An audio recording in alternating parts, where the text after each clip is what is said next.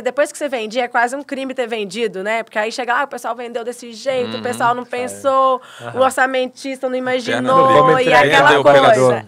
Que aquele maluco vendeu. Você não sabe se é pior não vender ou vender, né? Que vira aquela guerra.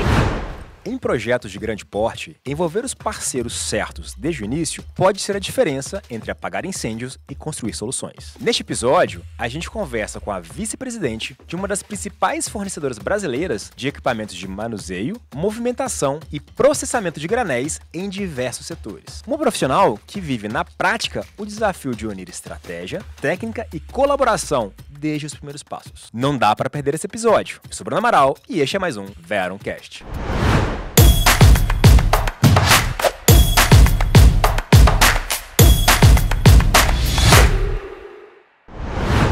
Esta conversa tem o apoio da Verum Institute. Com nossas trilhas de formação, você obtém conhecimentos que vão além da teoria, conectando na prática o que há de mais inovador na indústria da engenharia e construção. O próximo passo da sua carreira te espera na Verum Institute. Seja bem-vindo ao Veroncast, o podcast da Verum, que vem falar sobre inovação, melhores práticas em projetos e, sobretudo, como alavancar bons resultados. Eu sou Bruno Amaral, em conjunto com meu amigo co-host Gustavo Roberti. Falei, Roberti. Opa! Beleza? Beleza, bom demais. Mais uma semaninha, como é que você tá, Uma semaninha, passou rápido, hein? Passou aí, não Rapidinho, sei se... já estamos juntos de novo, que esquisito, hein? Não sei se eu quero hein? ver de novo não, cara. Pois é. Tudo bem? Como é que passou a semana aí? Passou tudo tranquilo. Flusão continua mais ou menos? Continua bem, graças a Deus. Bem, obrigado por perguntar. Ah, imagina, o Cruzeiro também tá mais ou menos, cara. E esse podcast de hoje? Opa, vai bombar, pra variar. Estamos na 8ª temporada, Oitava hein? temporada, vamos falar a frase certinha? Eu falo a primeira, depois você completa. Então vai lá, por favor, cara. Quem faz junto... Quem faz junto entrega... Oh, caralho, esqueci. Diferente. Caralho. Foi pegadinha aqui. Ô, João. Eu que sacanear o João. Ó, Pô, nem eu ajudando ele. Quem faz junto entrega diferente. Nem eu ajudando ele deu certo. É porque a gente fez junto, a gente tá entregando diferente, melhores. Lá no episódio 84, você vai acertar. Vou acertar. A gente vai treinar, a gente tem mais alguns Oitava temporada do episódio 84. E hoje, no assunto sério, que a gente tem que falar de colaboração e fazer junto, a gente tem que trazer pra mesa... Você lembra que fornecedor de equipamento é só um por temporada, né? Não é? Já deve ter um ano que a gente teve. E se a gente faz junto, a gente entrega diferente, não é? Isso aí. Não dá pra fazer separado, não, né? Não, cara? por isso que a gente tá trazendo o fornecedor pra gente silo, evoluir e fazer junto. É isso aí. Não é? Então, mas chega de contratar por silo, contratar por quilo. Esse negócio não dá certo, não. Não tá. Vamos trazer então pra mesa. Uma honra estar com você, Maiari Rucker de Araújo, né, da Tecnocore, que hoje ocupa, né, o cargo de vice-presidente da Tecnocore. Uma empresa, né, especializada em equipamentos engenheirados, né? Depois peço para você apresentar para a gente também. E o importante também falar um pouquinho, quando a gente traz para a mesa, né, alguém de equipamentos engenheirados, é como que a gente vai discutir exatamente falar bastante sobre early involvement, falar como que a gente consegue gerar mais valor para o nosso mercado.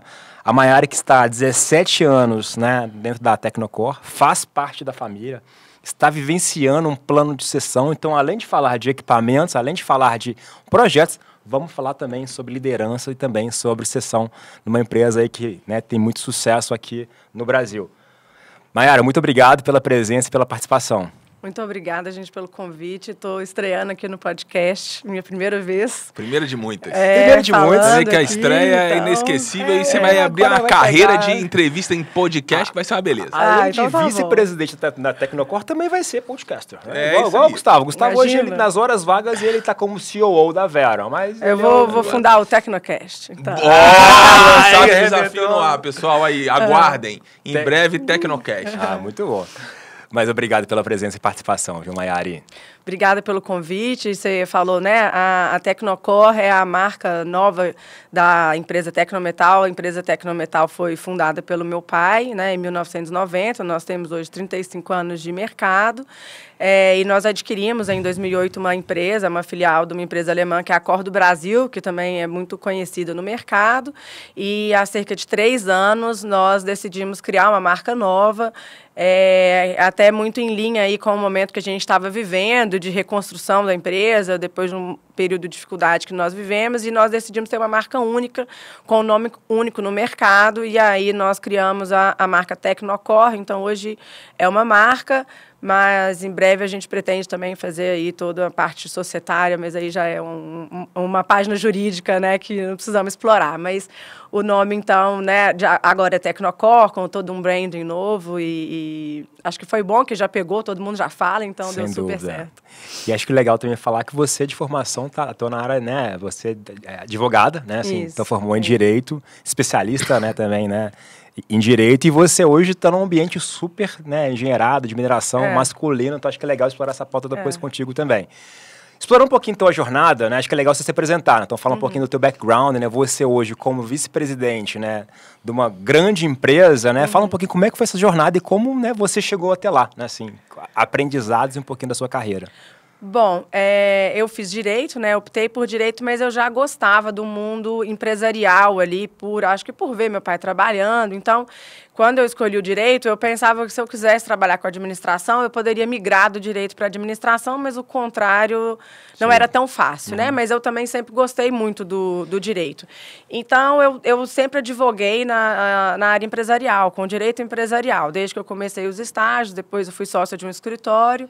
E sempre estudei bastante, então em 2008 eu decidi fazer um mestrado fora, nos Estados Unidos, e aí eu escolhi uma universidade que tinha um programa conjunto que oferecia ali, vou dizer mestrado, mas na verdade como são diferentes os requisitos, aqui é como se fosse uma especialização.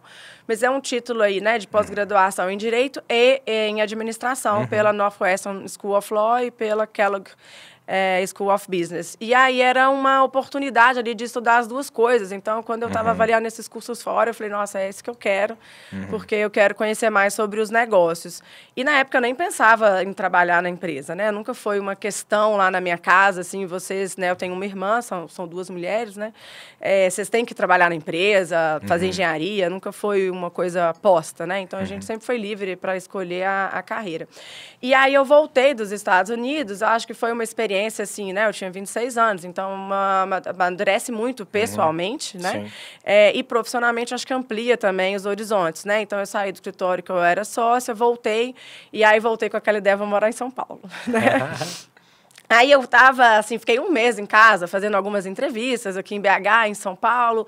Já não aguentava mais ficar em casa, porque eu sempre fui muito ativa e já estava lá entediada. Aí meu pai falou, por que você não vai lá para a empresa, acompanha lá a rotina, né, enquanto você vai pensando? Eu falei, então eu vou. Aí eu fui lá trabalhar na área financeira, que era algo que tinha me interessado muito quando eu estava fora, e eu não tinha uma vivência, uma proximidade, né?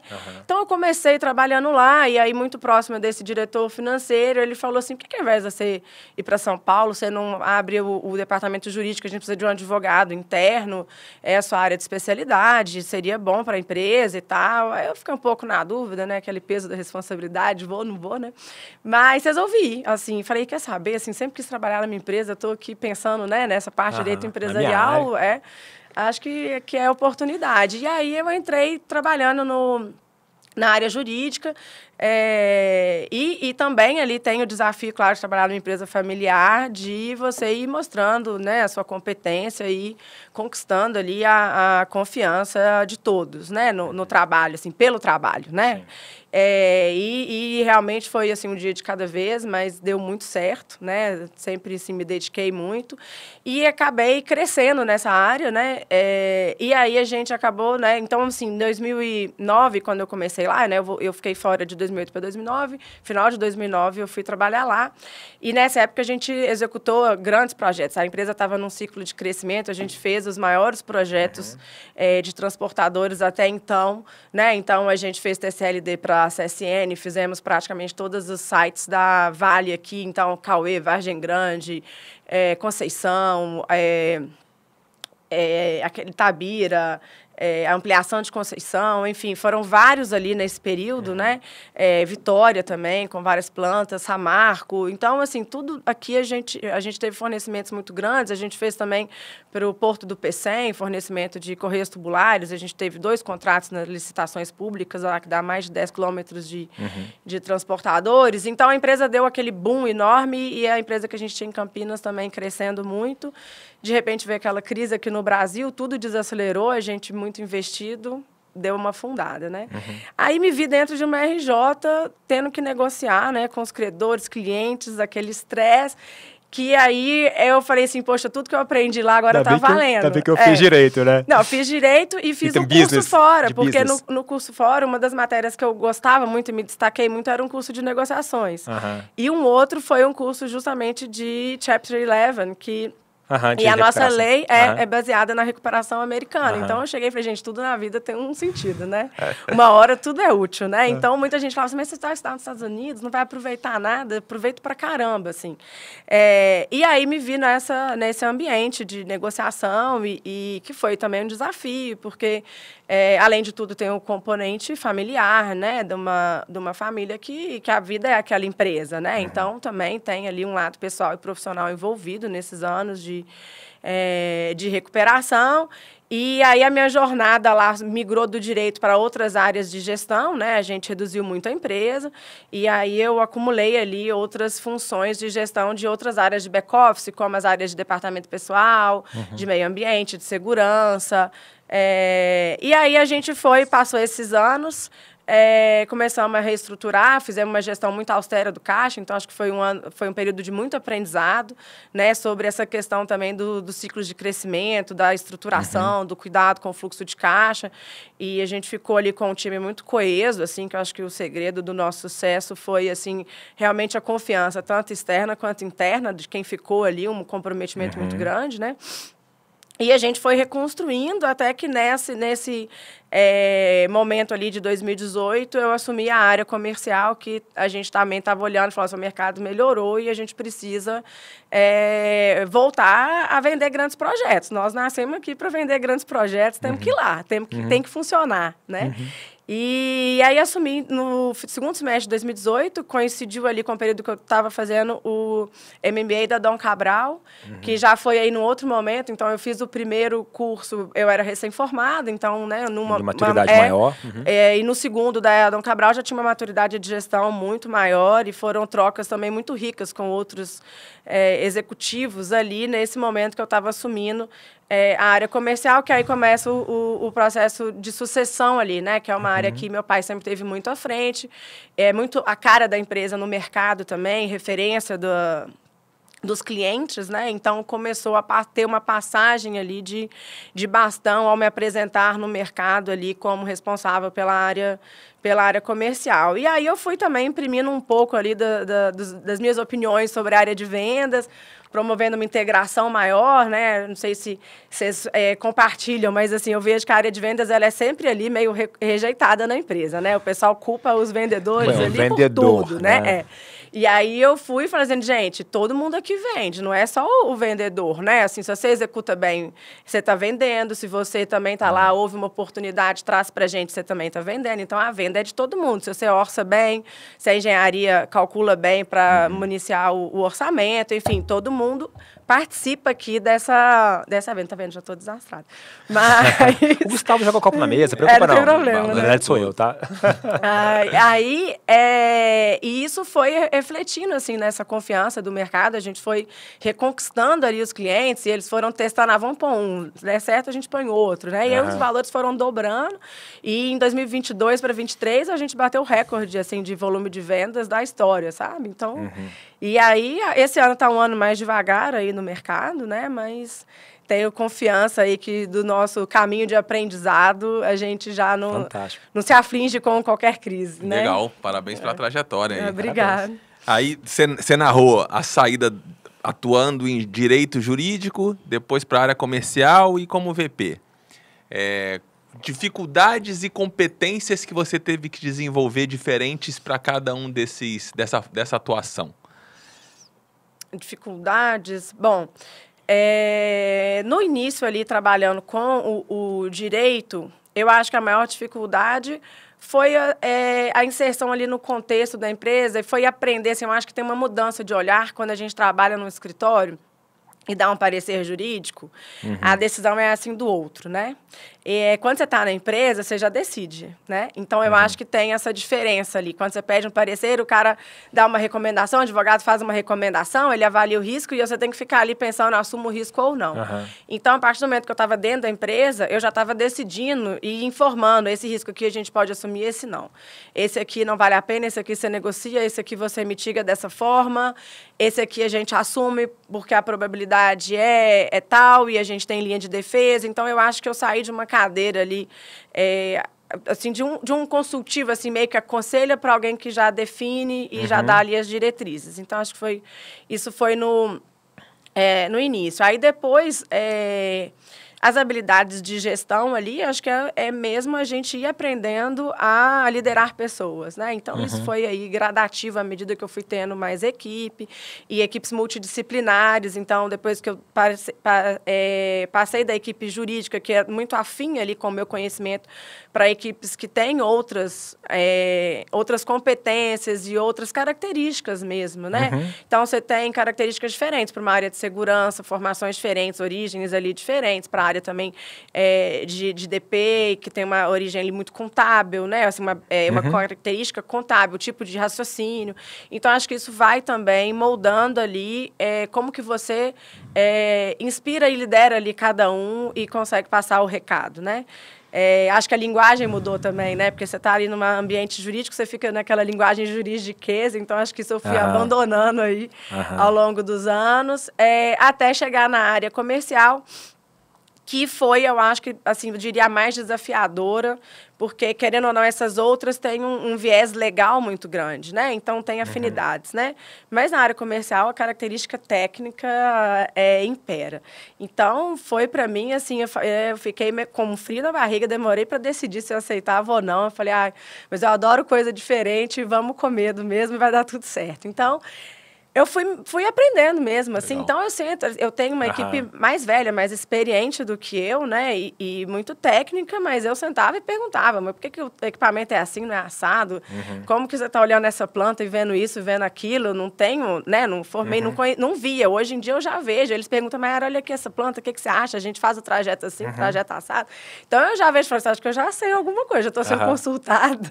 Mas um aprendizado, assim, de humildade, de entender, de ir perguntando e de também não me colocar. Eu nunca me coloquei numa reunião com um cliente numa competência que eu não tenho. Então, numa competência técnica, ali numa questão técnica, olha, eu vou consultar e retorno. Mas, ao mesmo tempo, você muitas vezes está discutindo um negócio, o modelo do contrato, outras condições comerciais, que são habilidades que eu tinha, né? Então, acho que eu fui somando, aprimorando algumas, talvez, que eu trouxesse como característica e aprendendo muitas outras com o time nosso lá, assim. Você falou sobre liderança.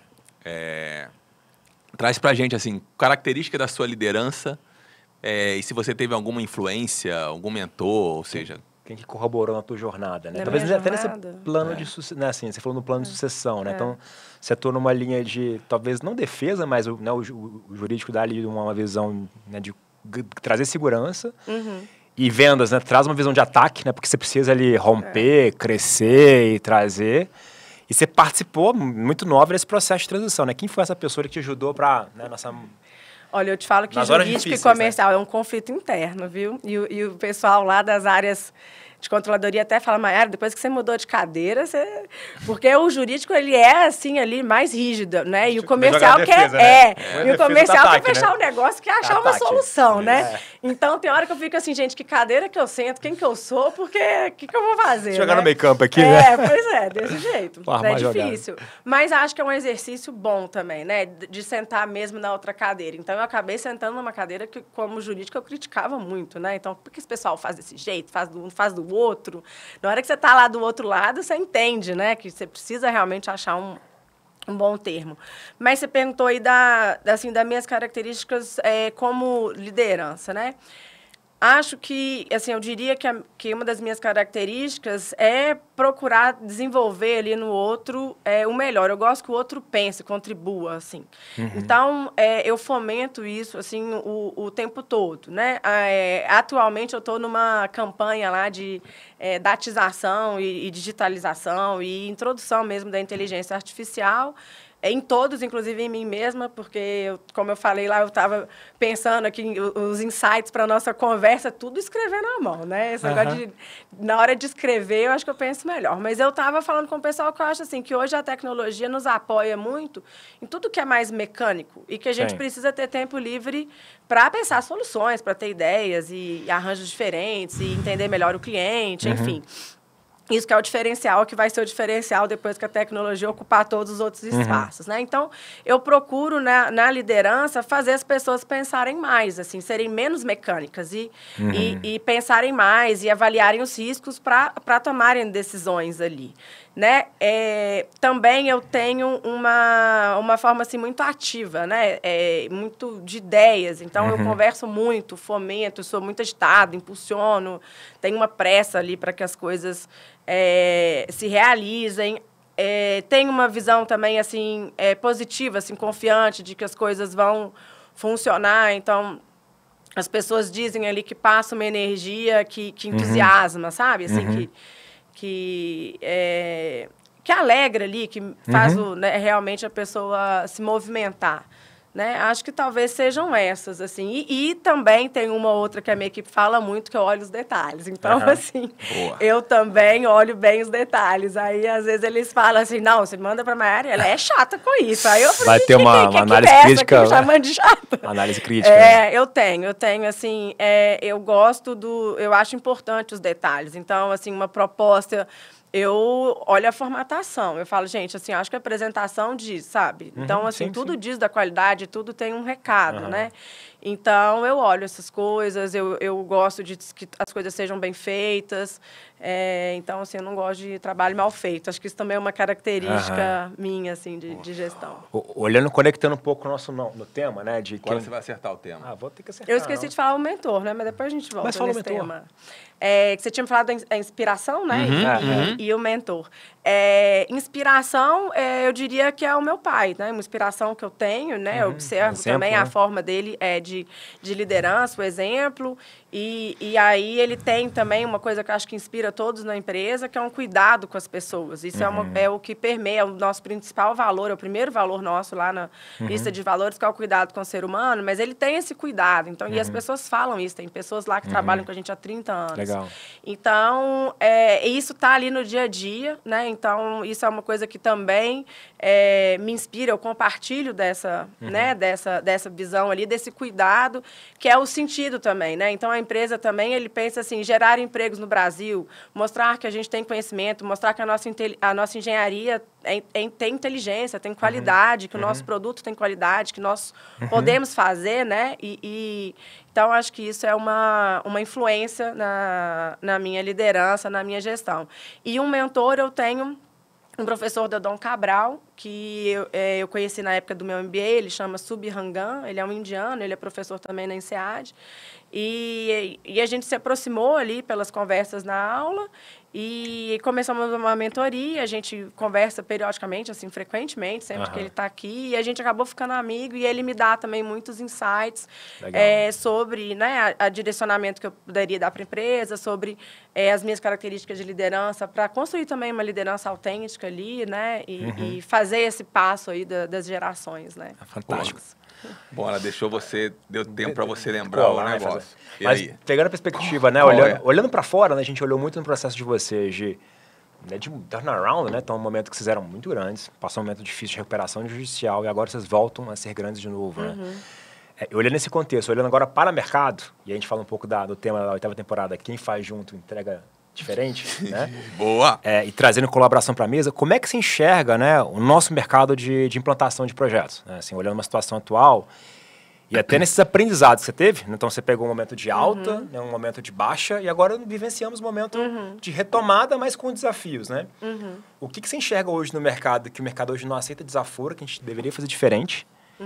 Né? E o que essa lição aprendida que vocês tiveram também, que hoje vocês fazem diferente? Né? E olhando no contexto também Verum, né, que a gente traz ali para o mercado, colaboração, integração, né, que a gente estava discutindo um pouquinho no nosso pré-podcast. O que você poderia trazer para a gente nesse contexto de poderíamos fazer diferente no nosso mercado de engenharia e construção? Né? Bom, quando você fala aí que também o mercado não aceita desaforo, eu acho que um ponto que direciona o mercado, que eu não sei se é o melhor, na verdade, eu acho que não é, é o preço, né? Acho que a gente vive uma pressão imensa por um preço baixo. E isso eu não quero dizer que não devamos buscar uma melhor produtividade, preços competitivos. E o que é preço baixo, né? Assim, TCO, né? Tem que, né? Eu acho que tem uma pressão enorme ali com o preço, assim, com o menor preço possível, comparando até situações diferentes, compras em outros mercados que têm um ambiente de produção diferente.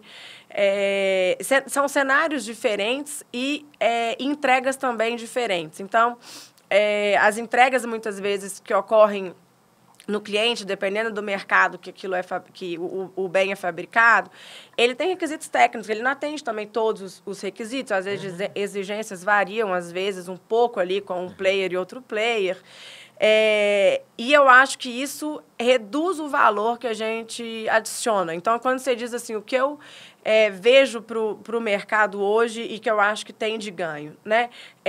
Eu acho que o BIM, né, o 3D ali, essa integração, permite uma visualização mais concreta do todo, né? Então, quando a gente tem uma visualização em 3D ali, poxa, você vê ali pronto aquilo que a gente ia ver pronto só lá na frente, né? E esse trabalho conjunto ali permite que você veja interferências, que você mitigue erros e também calcule riscos, mas de uma forma antecipada. Mas, para isso, você precisa realmente colocar todo mundo na mesa nesse momento anterior. Porque se as pessoas sentam na mesa meio que para o fim, já não dá tempo de fazer muita coisa. E aí as pessoas começam a ter muitas ideias. Esse é outro ponto, que o 3D e as reuniões até virtuais, elas proporcionam muitas contribuições, mas também, eu diria assim, muitos palpites, né? Porque eles chegam meio que fora da hora, não dá mais tempo de ter. Momento, são boas ideias, mas ali já não dá mais tempo, infelizmente, você teria que ter tido aquelas ideias e trabalhado elas Já tá detalhada, antes. já, né? Já produção, às vezes já está produzindo, às vezes já construiu um prédio, então aí você vai ver, poxa, era melhor mesmo, mas agora não dá mais tempo, então... Então, eu acho que esse envolvimento, né, eu vejo que cada vez mais, para a melhor solução, não é exatamente o preço de cada coisa no menor preço possível. Eu acho que é olhar para o valor, o que cada um está entregando de valor, de conhecimento, de competência, que no final você vai ter, sim, um preço global menor que você desembolsou. Não quer dizer que em cada linha unitária foi menor, mas no total, quando você tem os pleitos, aditivos, desvios, até mesmo a produtividade, às vezes o desenho do equipamento ficou melhor, a sua produtividade é maior, então você tá ganhando mais naquilo. Né? Você também despendeu menos horas fazendo revisões, trabalhos, a sua equipe dedicou o tempo com outros assuntos. Então, acho que, no geral, você tem uma economia. Assim. Então, eu vejo como um futuro e um desafio a gente conseguir implementar essa colaboração de uma forma real e efetiva, assim, nas fases anteriores. Boa, pegando duas palavras que você falou aí. Colaboração, obviamente, e aí com essa questão do envolvimento antecipado. Que traz, como você mesmo falou, benefícios, né? De desenvolvimento de engenharia, de alinhamento, de estudar problemas antes, de buscar a melhor produtividade, etc. Agora, quais são os desafios para que isso aconteça, né? Quais são as dificuldades da gente conseguir botar todos os atores de forma antecipada na mesa para que a gente tenha esse valor que você trouxe? Talvez o primeiro desafio é abraçar a ideia de que isso realmente vai trazer um resultado, né? E reconhecer aí essa soma de competências, né? Eu vejo que o mercado vem tentando, tateando essa solução. Eu não sinto tanto ainda o reconhecimento do valor que cada um adiciona inclusive em termos de remuneração. Então, é como se, me ajuda nisso aqui, mas é como se fosse uma ajuda que eu não preciso, você só me ajuda, eu não preciso remunerar suas horas, sabe? E eu acho que isso é um dos maiores valores, assim, que é o conhecimento, que é a experiência, você aporta engenharia. Né? E eu acho que esse conhecimento ele precisa ser somado. Também acho que não pode haver uma substituição de competências. Eu acho que as competências são diferentes, né? Assim, não tenho certeza que elas são, porque quando você pega ali, né, uma empresa, por exemplo, de engenharia projetista, né, que está numa fase anterior, é um conhecimento extenso ali do processo, né, que faz ali o balanço de massa, uma análise das cargas, teste dos materiais, enfim, tem muitas competências ali, especialistas que trabalham nessa etapa, né? E ali se pensa um desenho. Aí, quando você passa para um fornecedor de tecnologia, ele vai pensar também pelo outro lado da experiência que ele já tem, quais são os desafios daquela sugestão. E aí ele vai contribuir e falar, olha, se a gente fizer desse outro jeito, pode ter menos estrutura, ou não, melhora o traçado, né? Não vai caber, você precisa, sei lá, acionamento desse tamanho, tambor, não vai caber nesse prédio, o prédio precisa ser um pouco maior. Aí você pega a montadora vai falar, poxa, esse acesso aqui é muito difícil, se a gente fizer por um outro caminho, eu vou conseguir ter um acesso de montagem melhor, isso vai reduzir o custo da montagem, enfim. Você tem ali, né, movimentação de terra, assim, esse outro traçado aqui movimenta menos terra, o outro movimenta mais, desmata, enfim. Você tem uma série de olhares diferentes que são de cada especialidade ali, né, e que do dia a dia ali de cada um, né. Então, eu acho que quando você põe todo mundo na mesa, você tem a oportunidade de ter esse olhar nessa primeira análise lá, vamos dizer ali, né, no termo que a gente tem de mercado, FEL 1, FEL 2 aí, né? Quando você já está ali, vamos supor, no FEL 3 para compra, você já não tem esse espaço. Muitas coisas já foram definidas. Algumas já estão, inclusive, compradas com a execução iniciada. Aí você se depara ali com uma interferência e você já tem que arrumar uma outra solução. Você busca a melhor para assim, a situação existente. Mas poderia ter sido melhor numa etapa anterior, né? Então, você deixa de ter ali um melhor projeto, não vai ficar ruim, mas ele poderia ter sido melhor. A outra coisa é que quando você também faz coloca todos esses players nessa etapa anterior, e você faz uma análise ali de budget, de CAPEX, você é muito mais assertivo, né? Então, você analisa o investimento e aí, nessas horas que eu acho que também assim, é decisiva para você decidir fazer ou não aquele projeto. Então, dependendo se você erra ali naquele CAPEX ou superestima, ou enfim, tem uma solução ali muito cara, você abandona uma ideia. Sendo que se você está mais maduro naquela ideia, poxa, ela é viável, ela vai trazer retorno, ela é execuível, né? Vamos investir. Então, acho que isso pode definir muito a viabilidade dos projetos também dessa fase. E depois, na hora que você chega na fase de execução, você conseguir ter uma execução aderente, né? Porque você já envolveu essas pessoas, e aí você tem que reconhecer que elas são competentes para dar essa solução, né?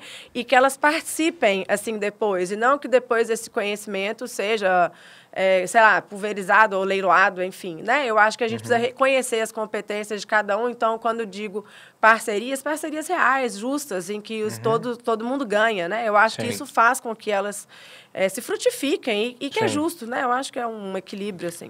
Vocês têm o carro forte na mineração, mas atuam em outros setores também, né? Não sei, você tem diferença de abordagem em setor? Você vê que um setor é mais colaborativo do que o outro? Ou no geral, a gente está mais ou menos na mesma maturidade? Acho que a gente tem algumas diferenças, mas eu diria na mesma maturidade. Assim, o setor de mineração a gente é mais próximo. A gente, né, eu conheço mais o setor, a gente tem mais tem um histórico de fornecimento mais longo. Os outros setores têm menos, mas e a gente tem menos essa intimidade, mas também são tomadas de decisões diferentes. Então, assim, na área de grãos, às vezes as empresas algumas são privadas, é uma tomada de decisão mais rápida, que o dono chega, decide, né? São menos rodadas e são investimentos menores também, né? Então, quando compara trabalha com a mineração, o investimento é muito maior, o risco também é muito maior, né? O prazo de desenvolvimento do projeto talvez são maiores são também. São maiores, no agro eu acho que ali assim, a gente tem também regramentos técnicos diferentes, assim, exigências técnicas, porque o volume, assim, o peso é menor, né? Então, você tem ali um volume com um peso menor. Então, os equipamentos têm um porte menor. Quando você não... Isso sem dizer assim, não estou tratando aqui de área portuária, porque aí você tem as mesmas limitações e é uma área, né, com legislação própria. Mas são coisas, assim, são equipamentos, eu acho que, assim, essa que é a diferença. São menores, mais rápidos, numa decisão, numa tomada de decisão ali do dono, de implantar, né, dependendo ali na entre-safra, que é diferente do projeto de mineração, que são projetos muito pesados, grandes, envolvem aí uma planta muito mais complexa, né, do que as plantas desse outro segmento, por exemplo. Sim. Dando zoom out, né, você trouxe, né, alguns pontos ali que, ou seja, a gente fazer um World Involvement, trazer os players na mesa, de certa forma, ele gera valor. Fazendo agora um zoom out, olhando, pegando até teu olhar mesmo de negócio, né? Então, você estava ali lá atrás, né? Pegando tua carreira, olhando ali de defesa como jurídico, depois foi para ataque em vendas e hoje uma visão estratégica, né? Numa visão estratégica, assim, o que você acha que hoje impede a gente ter uma visão mais colaborativa de fato real que isso aconteça num grande projeto? Porque no final do dia a gente está falando de alinhamentos, né, numa empresa de engenharia, com equipamentos engenheirados, do próprio Auner, e que por muitas vezes a gente vê fragmentação. Então, a gente exige uma organização muito mais madura no modelo desse. Né? O que na perspectiva de negócio você enxerga que a gente talvez não está fazendo o que a gente poderia fazer? Então, assim, para destravar esse valor, né? Porque tem valor na mesa. Acho que, né, vocês da Tecnocore deixam dinheiro na mesa, o Auner deixa dinheiro na mesa, a montadora deixa dinheiro na mesa. Só que no final do dia a gente não está conseguindo logar. Talvez a gente está indo para lá, a gente discute isso em alguns contratos, estamos falando de soft skills que a gente eventualmente treinar a liderança, ou faz parte do processo mesmo e a gente vai amadurecer. Eu acho que a Mayari colocou um ponto, ela não falou com essas palavras, mas ela trouxe essa ideia. Eu acho que é fundamental a gente estabelecer uma relação de ganha-ganha. Hoje a gente ainda tenta fazer esse movimento, mas no final a relação não é de ganha-ganha. Ganha-perde, né?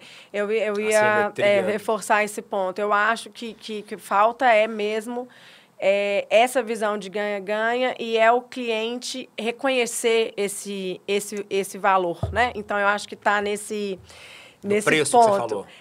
E também, talvez, ali nas limitações, né? Que quando você me fez a pergunta, eu pensei nisso, né? Em algumas limitações de compliance ali dos processos de compra. Então, a gente tem, tradicionalmente, os processos de compra com tantos players que você tem que ir reduzindo e comprovando ali as negociações, as reduções, né? Os ganhos finais, as metas ali dos compradores, né? Quando você tem ali uma etapa de early involvement, que você coloca esses players no mercado e cada um aporta uma contribuição ali de engenharia, naturalmente, quem aportou espera participar daquele processo lá na frente, espera que a solução tecnológica ali, a ideia, enfim, não seja compartilhada para todos ali numa concorrência crua, fria de preço, né? Então, só que, ao mesmo tempo, se você não faz isso, você se sente ali, poxa, mas eu não fiz uma concorrência, eu estou privilegiando um fornecedor. Sim. Então, eu acho que essa mentalidade ainda, não sei se é uma mentalidade ou um modelo que a gente tem hoje, né, que funciona aí no compliance, nos suprimentos em geral, de que você precisa ter essas etapas de concorrência. Então, teria que mudar o modelo mesmo do negócio para entender que você escolheu um player tal para a etapa X, que ele vai participar, que ele realmente já conhece do projeto, que ele vai continuar contribuindo ali e que na hora que você vai precificar, que ele for precificar aquilo, ele vai precificar de forma justa. Ele não vai se aproveitar. Eu sou o único e eu posso jogar o preço lá em cima porque ele está obrigado a comprar a solução de mim. Né? E nem eu vou deixar lá, não, mas eu dei a solução e ele vai me espremer e eu vou fazer de uma forma que eu não vou ter resultado e vou morrer aqui para dar resultado e manter a empresa. Então, eu acho que esse é uma questão, assim, de... Você tem algum exemplo que tenha acontecido de uma atuação colaborativa, ou seja, que vocês foram envolvidos antecipadamente e fez sentido?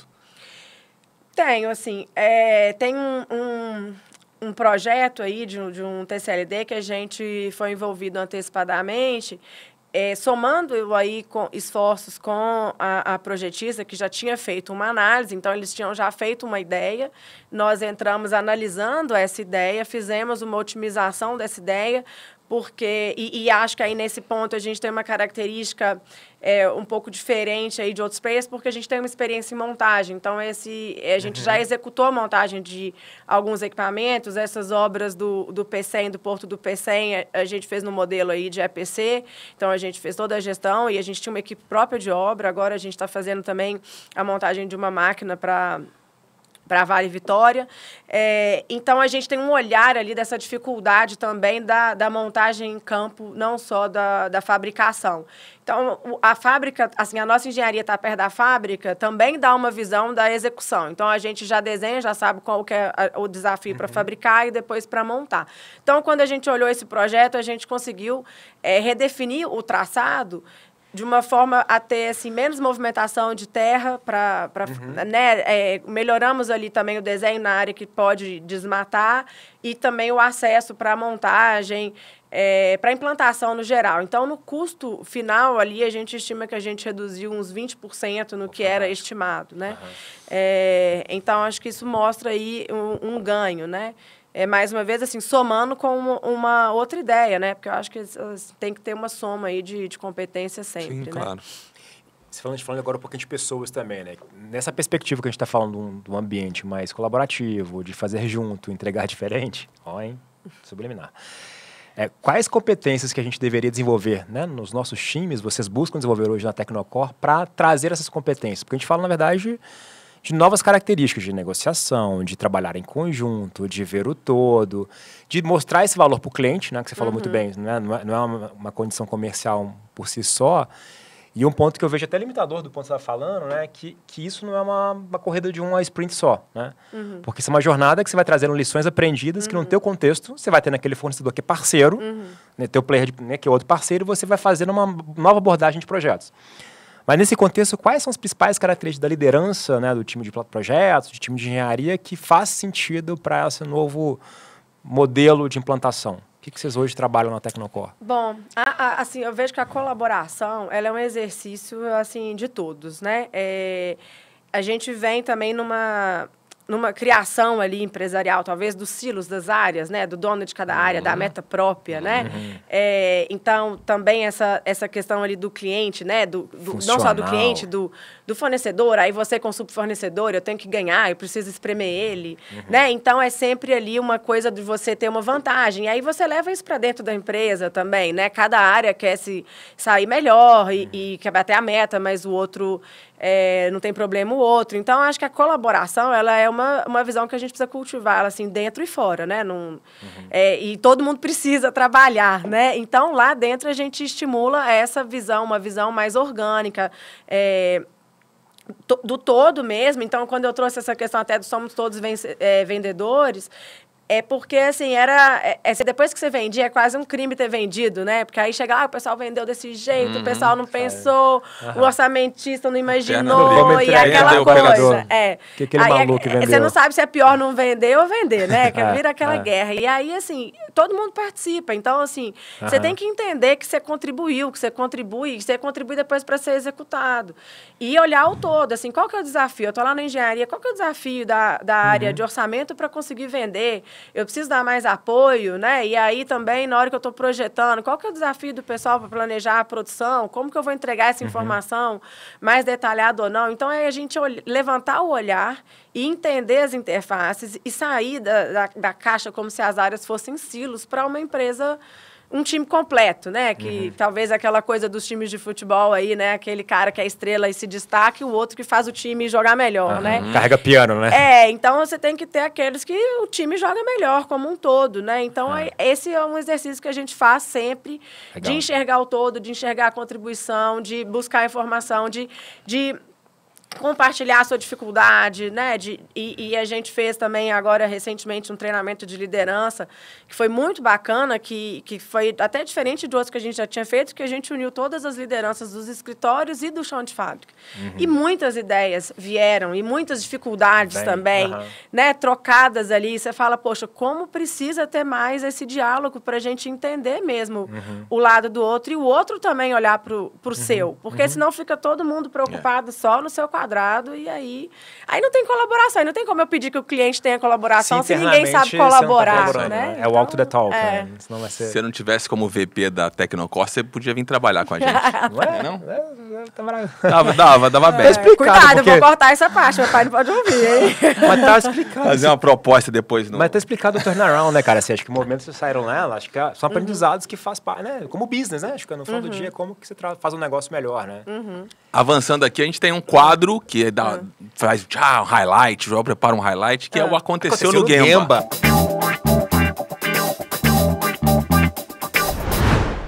Aconteceu no Gemba. Que aí é pra você trazer uma história. Pode ter vindo de aprendizado, você deve ter várias histórias aí no Pode ser engraçada. Pode ser engraçada, pode ser triste, sei lá. Que tem acontecido com você durante essa tua fase na trajetória profissional aí. Uma história tem assim, relacionado com alguma coisa Qualquer especial? coisa. Qualquer coisa. É. Pode ser em cima da colaboração, mas alguma história que tenha acontecido no seu dia a dia aí. Da Tecnocor, do dia a dia, né? Que você trazer então, ali. eu acho que eu vou trazer uma história aqui no nosso tema aí de colaboração. É um case da empresa que eu acho que vale a pena ilustrar aí nesse quesito de colaboração. Nós fizemos 2 fornecimentos emergenciais para acidentes aí de incêndio que tiveram na Vale lá no Salobo, né? E aí, no segundo, né, todos os 2 a gente fez aí em tempo recorde, mas o segundo era um equipamento que nem era da nossa fabricação. Então, tinha um desafio adicional, porque a gente não tinha os desenhos, ainda tinha que esperar receber, e depois a gente teve que procurar no mercado, fazer uma adaptação de material, isso tudo num prazo muito curto, né? Mas que o cliente ligou e falou assim, olha, vocês têm fábrica, eu preciso do negócio para ontem, pelo amor de Deus, preciso que vocês façam. E a gente falou, não, pode mandar aqui que nós vamos fazer, dar um highlight do que é, que nós já vamos começar a procurar aqui material, etc. Então, esse eu acho que ilustra uma parceria no sentido de que a gente começou a trabalhar, não estava ali, deixa eu ver o contrato, como é que vai ser, como é que nós vamos estabelecer, olha, vamos pensar aqui, é uma estrutura assim, vamos fazer um preço por quilo, não sei ainda a quantidade, mas isso aqui está justo? Não, tá justo. Então, vamos trabalhar assim e vai mandando aqui as coisas, a gente vai definindo o escopo, porque o escopo também era incerto, né? E, no fim, a gente estava assim, olha, o desafio aqui é vocês conseguirem fazer essa minuta, emitir a minuta, pôr no sistema antes da carreta chegar em Salobo para descarregar, né? Então, a gente fez realmente uma força-tarefa ali, executou, e eles tinham uma expectativa de retomar a planta em 90 dias. E, graças ao tempo de fornecimento, a gente gastou ali, se eu não me engano, acho que 12 dias, mais a montagem lá, que foi muito rápida também, né? O pessoal falou, nossa, eles mandaram um negócio assim, só encaixar e subir. Eles retomaram a planta com 30 dias e isso também propiciou que eles não perdessem o resultado que estava previsto para o ano. Então, isso é um case, assim, dentro da Vale, assim, de sucesso. A presidente, na época, até também nos telefonou, mandou uma carta de reconhecimento e agradecimento. Mas acho que isso ilustra a parceria, sabe? Ilustra você confiar que vai dar a solução, enviar as informações, o outro já correr atrás, fazer o melhor e garantir mesmo o resultado ali para o cliente, né? Então, acho que isso é um bom exemplo, assim. Ótimo. Explorando um momento agora que você vivenciou um turnaround também, né? Assim, que vocês estavam lá, foi né? Talvez lá em cima, embaixo e depois voltaram lá cima. No momento de baixa, qual foi o estalo que vocês tiveram de falar assim, cara, nós vamos virar o jogo, nós vamos... Não é que você falou assim, a gente estava coeso, a gente sentiu, mas... E você participando disso, né? O que te marcou? Qual foi o momento que te marcou ali? Você falou, pô, cara, nós vamos sair do outro lado e aí, assim, que recado que você deixa para todo mundo para... Falar, cara, vai lá. Vou te dizer, assim, que não teve um dia assim, nossa, sabe? Mas eu acho que eram todos os dias.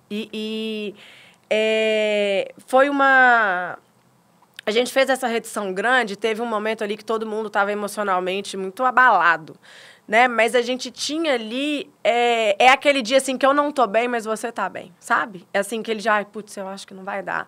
E aí você chega lá e fala assim, vai dar, Mayara, vai dar, vamos fazer e tal, tava lendo esse artigo, e aí você volta, aí eu volto, aí no outro dia você pensa assim, putz, tá foda. Não, mas aqui, nós vamos conseguir. Então, é uma coisa meio do conjunto que faz diferente mesmo.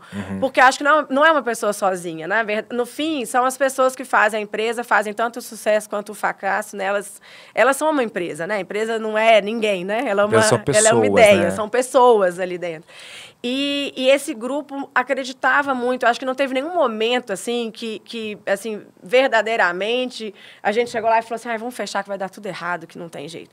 A gente sempre falou, vai dar certo isso aqui, vamos fazer isso. A gente fez um exercício enorme do fluxo de caixa. A nossa gestão de projeto amadureceu demais, assim, de realmente aquele cobertor curto, assim, de fazer milagre com ele. Mas foi uma resiliência, assim, né? E as pessoas falam também, muitos que ficaram ali, que às vezes chegavam a trabalhar, tinha pouca coisa, mas falavam assim, putz, mas né, o Marcelo está indo trabalhar, então eu também vou.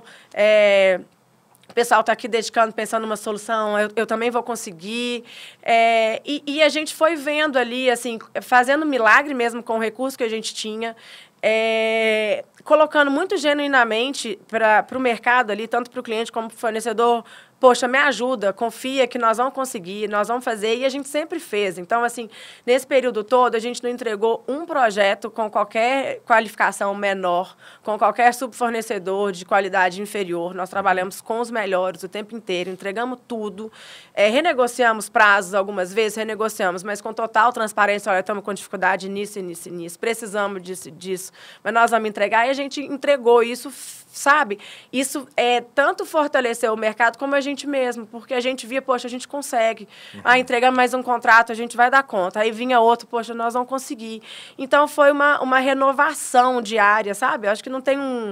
Não teve um momento assim, talvez a constância... eu acho que é a constância. Eu acho que aí é a gente pensar que empreender, você precisa, assim, de coragem, você precisa de persistência, você precisa de resiliência. E você falou de pessoas, né? Talvez precisa de pessoas. E você precisa de pessoas. E aí você entra nas pessoas, assim, você precisa do soft skills, né? Que são as pessoas que compartilham também dos seus valores, da empresa, que confiam, que... Né? Não é só ali não é uma coisa fria, competência técnica. Você precisa de uma coesão ali, você precisa de um time que tem mesmo aquele amor pelas mesmas coisas, ver valor nas mesmas coisas, um propósito conjunto ali, né? E eu acho que isso a gente tem, assim, um compromisso. As pessoas, tinha gente que falava assim, não preocupe, eu só saio daqui quando for para apagar a luz. Vou ficar aqui até, se der errado, nós estamos juntos no errado, mas nós vamos fazer dar certo. Então, essa gana também, sabe? Essa garra ali de vamos fazer dar certo, é o processo, assim, não é um milagre, né? É muito trabalho. Né? Na dor, né? Não é um amor, espírito. porque vocês estão na dor ali, né? Aquele momento, né, sei lá, do casamento, você tem um relacionamento que está ali fragilizado e que você precisa sair do outro lado. E precisa ter alguém, né? Então, assim, você estava sempre ótima, sorridente, confiante. Eu não estou mais. Não, eu sou humana, mas tinha dia que eu tava, tinha dia que eu não tava, aí o outro tava, e aí no time a gente... É o dia a dia, né? A gente vai mais longe, legal, né? Assim, junto a gente vai mais longe, né? Boa. Aprendi pra caramba. Grande episódio. Temos que trazer mais. Acho que assim a gente pode fazer mais de um, cara. Eu não sei se ela vai ficar bravo lá. Não, agora que eu já tô acostumando com esse negócio. Você pode fazer... Não me preocupa, o Gustavo bate sempre. Então nós vamos chegar no centésimo. Lugar da gente aqui, ou eu, o Bruno sai fora. Tem que ver se eu não bati muito na mesa, mas me controlei aqui.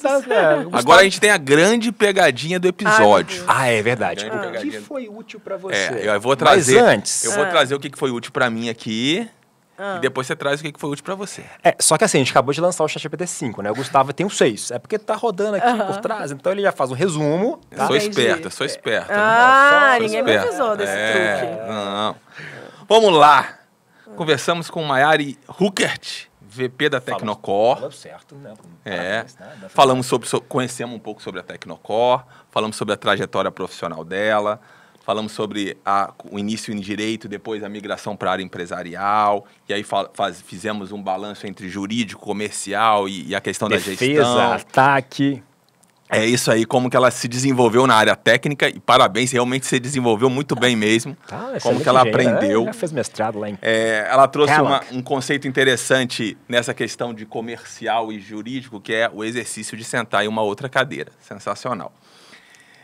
Falamos um pouco sobre a característica de liderança dela, inspiração no pai dela, onde a essência de ter cuidado com as pessoas.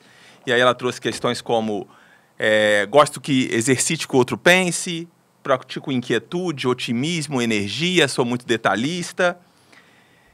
Trouxemos uma questão de um problema do mercado hoje, que é o mercado ser direcionado por preço. Então, acho que isso vai contra a questão do engajamento antecipado e tal. Falamos sobre um pouco da importância de desenvolvimento da engenharia, olhar para o valor, e aí mergulhamos no early involvement, os desafios que ele traz para a mesa, como que a gente pode reconhecer a soma de competência, estabelecer a necessidade de estabelecer uma relação de ganha-ganha. Temos a questão do processo de compra que age contra hoje, né? A gente entendeu a melhor forma. Mas que, se a gente conseguir avançar isso, a gente terá uma solução mais madura, um CAPEX mais previsível, enfim. Falamos sobre a colaboração nos diversos setores, se tem diferença de maturidade e tal. Ela trouxe um exemplo do envolvimento antecipado no TCLD, como uma prática boa. Falamos sobre competências necessárias para a colaboração, e aí ela trouxe também uma questão que a gente bate muito, que é a eliminação dos silos internos, a necessidade da eliminação desses silos, ou seja, para que a gente fale colaboração externamente, temos que pensar internamente. Praticar e vivenciar. Praticar. Nosso clássico aconteceu no Gemba, e aí ela trouxe uma questão do atendimento emergencial no Salobo, que representou essa parceria. E, por final, falamos sobre a importância das pessoas, a importância de acreditar, a importância de ter coragem e resiliência. E aí, o que foi útil para você? Enquanto isso, Mayara está pensando no que foi útil para você. Bom,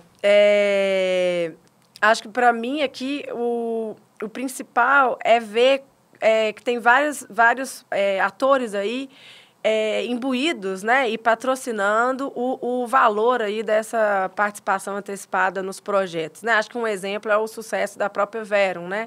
Então, você pega a Verum, é relativamente jovem face, né, a idade das mineradoras, dos outros fornecedores, etc.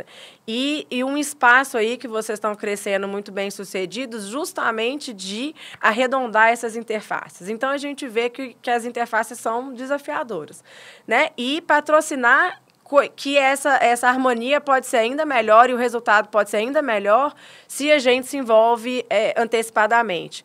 Então, acho que é importante aproximar desses parceiros e desses atores aí que patrocinam uma mudança no segmento. Acho que isso é uma mudança no trabalho mesmo, né? Como a gente falou aí no processo de suprimentos, é uma mudança do comportamento do mercado como um todo, que a gente precisa sair daquele modelo ali que a gente acostumou da negociação, do espreme aqui, espreme ali, quem que ganha, para realmente um outro modelo aí de colaboração, de ganha-ganha, do envolvimento antecipado e mesmo do valor do conhecimento, né? De cada um reconhecendo ali que cada um agrega algo no processo, né? Sim. E no fim todo mundo sai melhor do que se estivesse sozinho, né? Então acho que isso foi muito bom. Vamos junto.